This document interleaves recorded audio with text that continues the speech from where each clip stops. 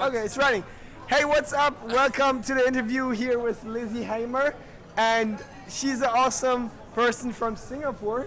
Indeed. You live in Singapore. Yeah. And the first question: if Cannes Lions was a chocolate bar, what would it be? And this is the first interview that we are going to walk. So Yeah, try to let's do- go. let's try to guys do ready? two Walking things. with Lizzie. Yeah. Okay. Walking with Lizzie. If Cannes Lion was a chocolate bar, it would definitely be one of those dairy milk ones that have like all the surprises in them. So like every bite is something completely different. Okay. What does that mean? That means that here you have such a range of speakers, experts, incredible people who have built new businesses, both startups and established ones. And because you've got that mix and a little bit of kind of chocolatey stuff that's a little bit gooey, Right. It means that you get an absolute delicious mouthful every day. Does this year feel more diverse than the other years that you have attended? Diverse is a big word, and I guess I would ask diverse in what way? I mean, you're talking about a chocolate bar with a lot of mix in there. So, is the chocolate bar actually that like full of mixture, or is it more like something very picked? I like where we are going with this. So good. So Cannes Lion has progressed so much over the last sort of 10 years that I've been around it. And I would definitely say that this year the lineup of speakers is super diverse. We've got people from not just kind of different sort of races, religious backgrounds or spaces, but we're now starting to like pull apart sort of gender and sexuality, and there's a really sort of lovely space here that we're trying to create, like almost a safe space where you can have some of those hard questions. So yeah, it's more diverse than ever, Okay. but it's not 100% reflective of What the world. what would you wish That for would be. Cannes Lions next year? How can Cannes Lions be even better next year? Well, that way. Cannes Lion, Let's go. This is very beautiful. That's true. It is Let's very bump beautiful. into some people. Yeah. This is very awesome. Here we are in Cannes. Well, first of all, Cannes Lion should definitely have Lizzie's Terrace stage back again. What is that? So I'm emceeing one of the stages, Oh, which so is you on are the also rooftop. a DJ. Well, I wish I was a DJ. Really? No, I just Okay. MC. So I'm like, hello and welcome to Lizzie's stage. Today we're talking to. We just had. Okay, and an MC Okay. is a master of ceremony, and a DJ is what is the DJ? You know what is like the short form? MC. No, like DJ. What does it stand for? Does it have Oh, like? disc jockey. Oh, this is yeah, This is like a pub quiz. I love it. This is really good. This is fun. We are now smarter than ever. what We are was your learning. question? Like when we just started, you were asking a really good question. What was it? By the way, I really don't we are remember. Yeah. switching up like places now. It's better. Otherwise, my arm is like. I get it. This so is good. a really good interview so far. All right. What was your well, question? Well, I don't remember my question really, but I checked your LinkedIn and you wrote a really interesting article. How to face pressure like a pro. How to do it? How do I face the pressure like a pro? Give it to Well, us. I always cry. That's my answer. Yeah, he does. He does. just let the emotion out.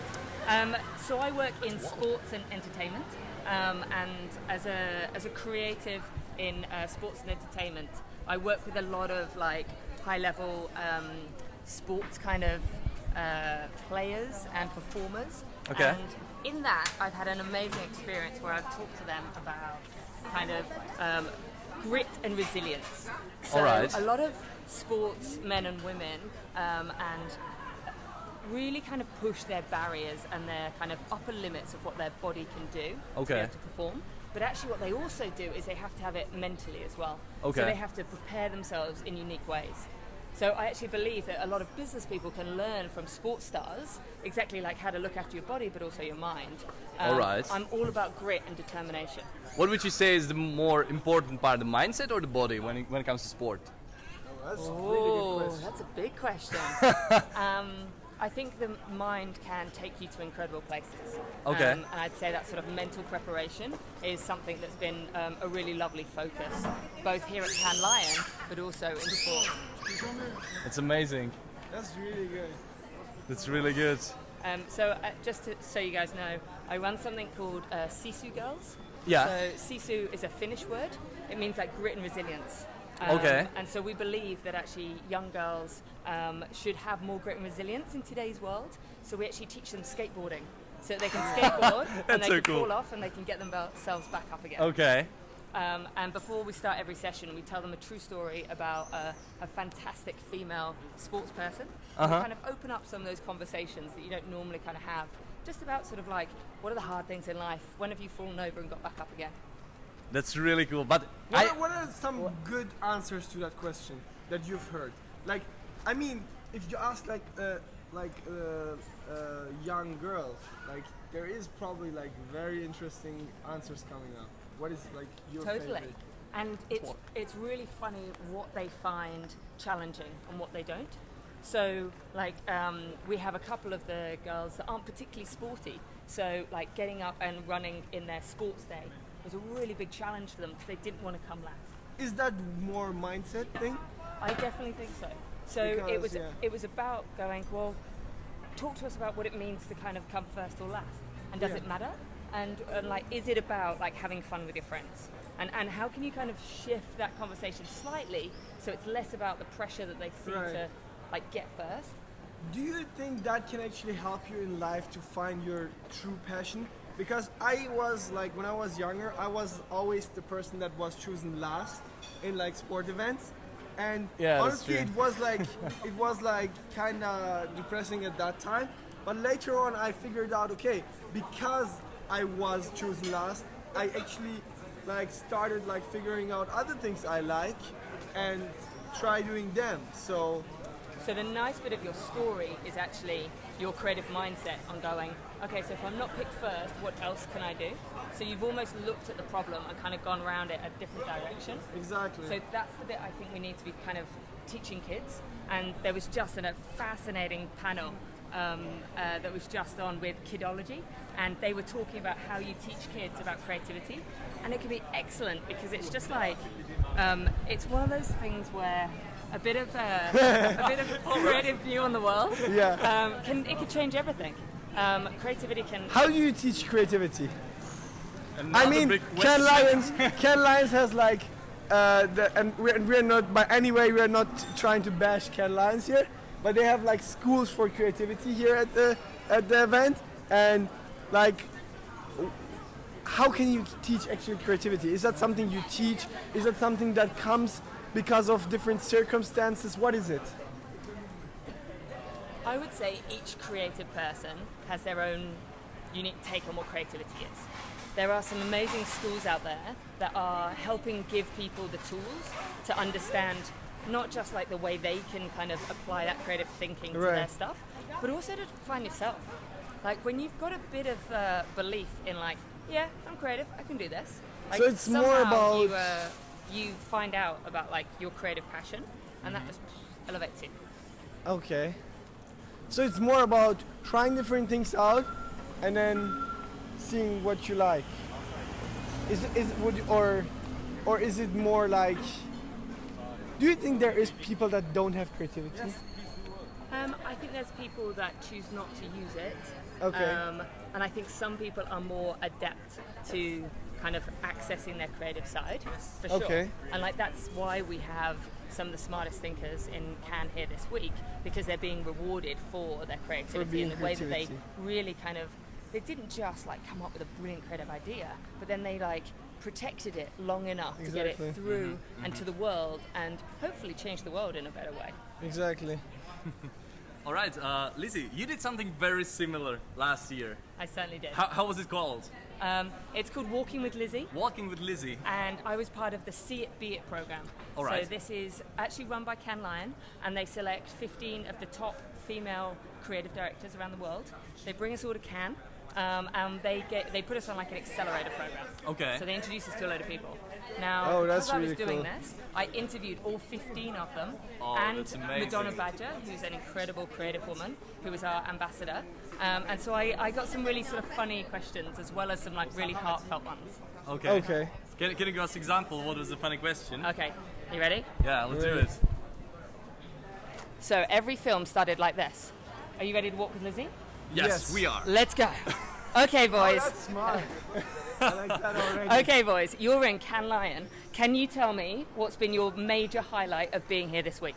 Meeting Steve Babaoke. Oh. You know him? And why was that so cool? Because his positivity, and we were just laughing all the time. Yeah. It was crazy. We were It was- laughing like for 45 minutes Yeah. straight. Like, and every time when we remember it, we start laughing again. and he gave us actually some memorable advice. We asked him about what is networking to you? Like, we are at the networking event. How can we like benefit more and like make our networking more lasting? Yeah. And he was like, the thing that made him successful was remembering that every interaction he has to try to make himself unforgettable. So if you meet him for a minute or if you meet him for 40 minutes, he has to be unforgettable, and he is for He us. is, Like, he is, we like- are telling you not right now about him, so he made a good job, and like we are trying to learn from him and Yeah. like trying to figure And out. that I swear is some of the magic of Cannes Lion, is that you can bump into some of the most incredibly inspiring people here. Yeah. You can ask them really personal questions. That's true. And then you walk away, right? So you guys are now going to be completely unforgettable. Yeah. Have you thought about how you're going to do that every day of your job? What do you mean? Like asking questions? Like Well, I think... It's scary. yeah. It is very scary because I'm a person, like yesterday for example, I was like very sad in the evening Yeah. because I was telling him I don't think we went to our full potential today. Okay. And I'm a person that like really like wants to go there, and when I don't, I'm sad. So he was really sad. Can I tell the green obviously. story?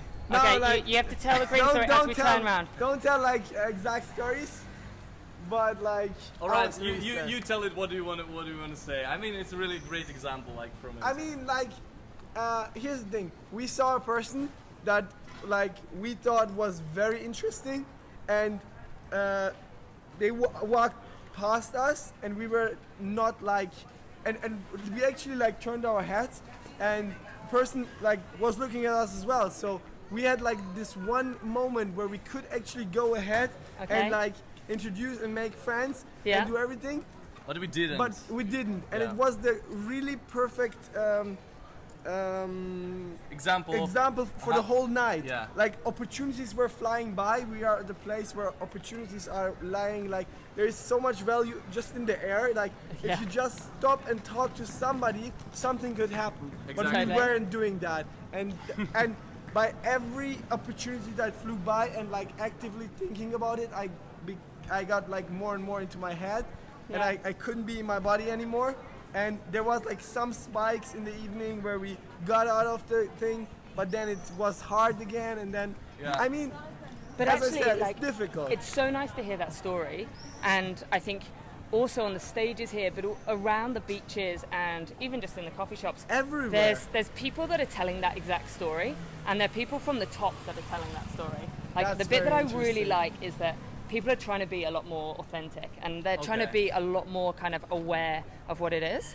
And so like it's nice to hear you talking about it, Yeah. but it's also really empowering for me to hear like you, but also other speakers who are really senior in our kind of our world, like saying that as well, because it makes me go, okay, so bad day, brush it Yeah. off, Right, let's go exactly. again.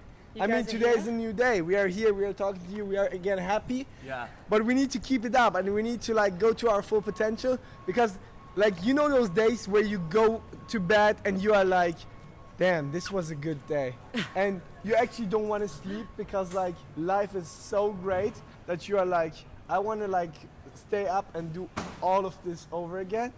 And this is very interesting. And every time I also like don't take an opportunity, I'm always like, I am also doing like I'm An doing injustice. an injustice to that other person, because the Totally. same way I want to be talked to and I want to make connections and I want to have like human interaction, at least like 80% of the people who are out here want to have that as well. Totally. Maybe there is some people with abundance that don't want it anymore.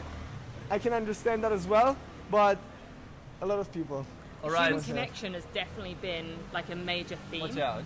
Um, I think a major theme at Cannes has definitely been human connection and kind of bringing people closer together, even in this kind of like full-on digital world. Right. So it's nice that it's kind of being recognized here, like in your personal journeys, but also kind of from like a global leading sort of point of view.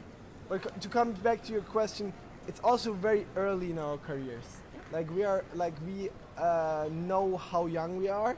Like at 25, we are still babies here, and there is people with 25 years of work experience. So we know that maybe next year, maybe 2022 or something like that, Cannes Lions could look completely different. Yeah, Lizi, I love that theory. we ask one question each our guest. We'll take it now. And this question is actually really interesting.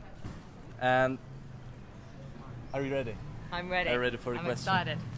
If you could have a gigantic billboard Okay. anywhere with anything on it, metaphorically speaking, getting a message to millions or billions of people, what would it say and why?